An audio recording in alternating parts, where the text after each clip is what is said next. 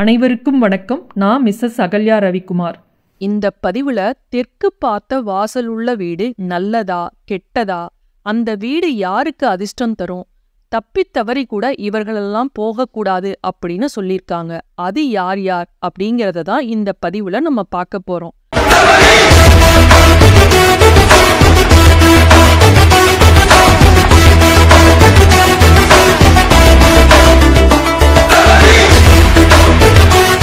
பொதுவா மனைவி அமைவதெல்லாம் இறைவன் கொடுத்த வரம் அப்படின்னு சொல்லுவாங்க.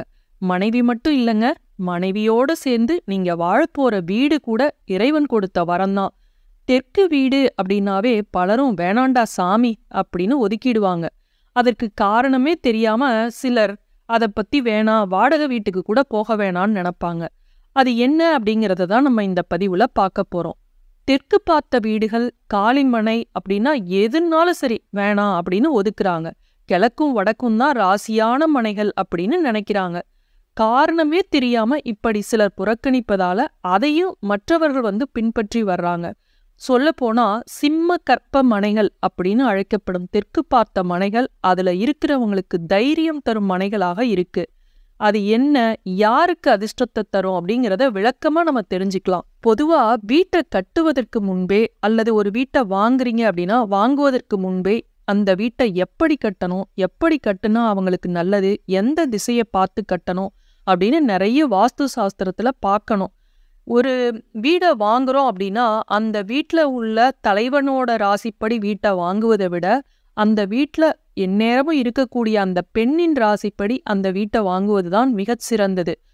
அதுல தாய்க்கு பின் தாரோம்பாங்க. ஆனா தாரம் தான் நம்ம கூட காலத்துக்கு வாழக்கூடியவங்க. அதனால அந்த தாயோட ராசிப்படியோ இல்ல மனைவியோட ராசிப்படியோ அந்த வீட்டை வாங்குவதுதான் ரொம்ப நல்லது. அதனால இந்த பெண்களோட ராசிப்படி ஒரு வீட்டை வாங்குவதுதான் சிறந்தது.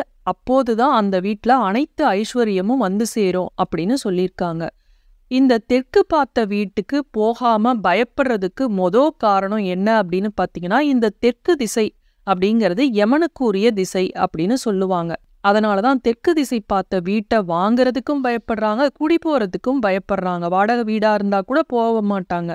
அதே போல அந்த வீட்டுல அதிர்ஷ்டம் இல்லை அப்படின்னு நினைக்கிறாங்க. இது ஒரு தவறான கருத்து.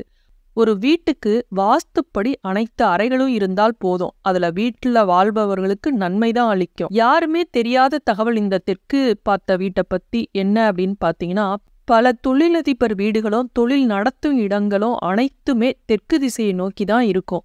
அதற்கு காரணம் அவர்கள் வீடு அனைத்துமே வாஸ்துப்படிதான் கட்டி வச்சிருப்பாங்க.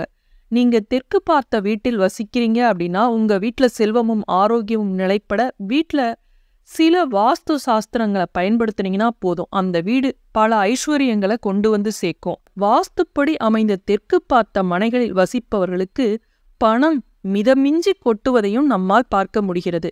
காரணம், தெற்கு மனையை ஐஸ்வர்ய மனை அப்படின்னு சொல்வார்கள்.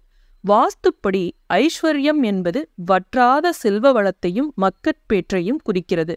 தெற்கு மனை என்பது எல்லா ராசிக்காரர்களுக்கும் பொருந்துமா அப்படின்னு கேட்டா நிச்சயம் பொருந்தாது.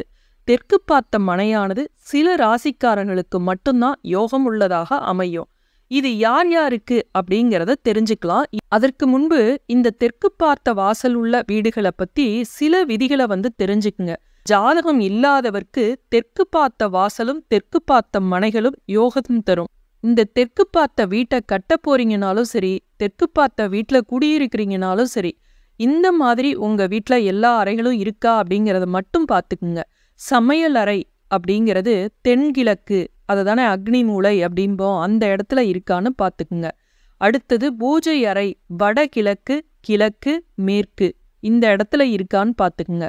படுக்கை அறை தென்மேற்கு, நைருதிய மூலை அப்படின்னு சொல்லுவாங்க. படுக்கை அறை தென்மேற்கு, மேற்கு, தெற்கு இந்த இடங்கள்ல இருக்கலாம். ஹால் விருந்தினர் அறை நைருதி நீங்களாக எங்கு வேண்டுமானாலும் அமைக்கலாம். கழிப்பறை தென்கிழக்கு, வடமேற்கு, இதில் கழிவுக்கோப்பை வடக்கு தெற்கு பார்த்து அமைக்க வேண்டும்.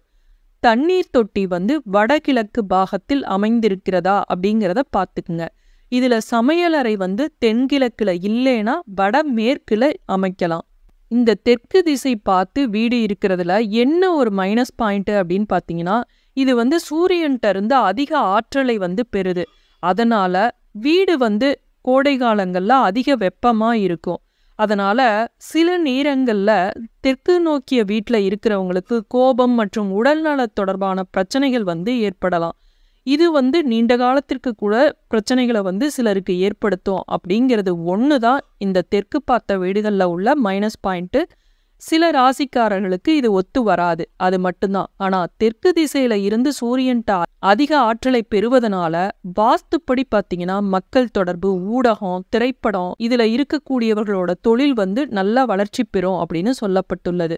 அவர்கள் கடினமா உழைக்கவும் அவங்களோட இலக்குகளை அடையவும் இது உதவும் அப்படின்னு சொல்லப்பட்டுள்ளது. இதுல தெற்கு பார்த்த மனைகள் யார் தாராளமா வாங்கி கட்டலாம் அப்படின்னு பாத்தீங்கன்னா, எந்த ராசிக்காரர்கள் அப்படின்னு பாத்தீங்கன்னா, ரிஷபம், கன்னி, துலாம், விருச்சிகம், மகரம், தனுசு மற்றும் சிம்ம லக்னத்தில் பிறந்தவர்களுக்கு இந்த மனைகள்ல வீடு கட்டி குடியேறலாம் அப்படின்னு சொல்லப்பட்டுள்ளது. முதல்ல சொன்ன மாதிரி வீட்டுல இருக்கக்கூடிய பெண்களின் ராசி லக்னப்படி அந்த வீடை கட்டுவதுதான் சிறப்பு அப்படின்னு சொல்லப்பட்டுள்ளது. இந்த ராசி தவிர மற்ற ராசிக்காரர்களுக்கு தெற்கு பார்த்த மனையானது சரியாக பொருந்தி வராது அப்படின்னு சொல்லப்பட்டுள்ளது. இது போன்ற வேறு தகவலுடன் சந்திக்கும் வரை நன்றி, வணக்கம்.